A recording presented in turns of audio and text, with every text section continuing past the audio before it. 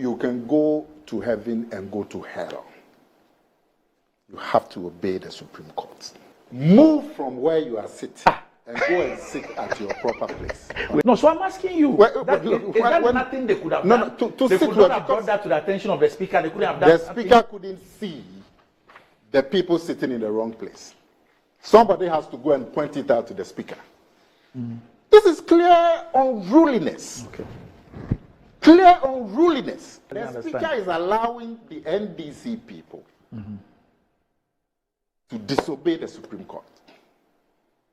Where they went to sit yesterday, as Samuel Kujodefi was in the chamber, wearing their name tags. They were name tags. Isn't there? And yet they went and sat there. Now we are being told that it doesn't matter where you sit. It doesn't matter where you sit. So if it doesn't matter where you sit, why would you go and sit at a place where other people have their name tags? Yes. But why should one side not do it? Why? You see, the question is, why would somebody disobey the Supreme Court? And then we are being told, go and find other ways of resolving it.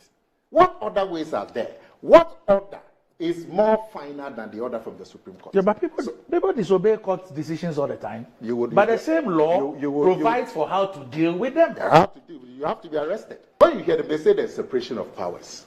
And this lawyers, you hear them on radio, separation of powers. Lawyers who've been to law school. Well, you have a problem with that? But that is dishonest. There is separation of powers, and there's also, you know it, what's the other one? I don't know, tell me. You know it. Tell me. You are turning me into a mind reader this morning. Now, you know there is separation of powers, and there is also checks and balances. Don't you know? Say that declaration by the speaker should be stayed. You don't understand this. The speaker himself says he doesn't understand this. He's asking why are people taking his ruling to court? Why? He doesn't understand. Is the speaker, is he a law to himself? Isn't he a creature of this constitution? The speaker, isn't he a creature of this constitution? Is he a law to him? Did he create it? Did he come to that position by himself? And when your action or your decision is taken to the same constitution which created you, you say, why? Why is somebody taking you to the Supreme Court? People who thought Jerry Rawlings was not acting properly by the way they were celebrating 31st December. That is an action by the executive.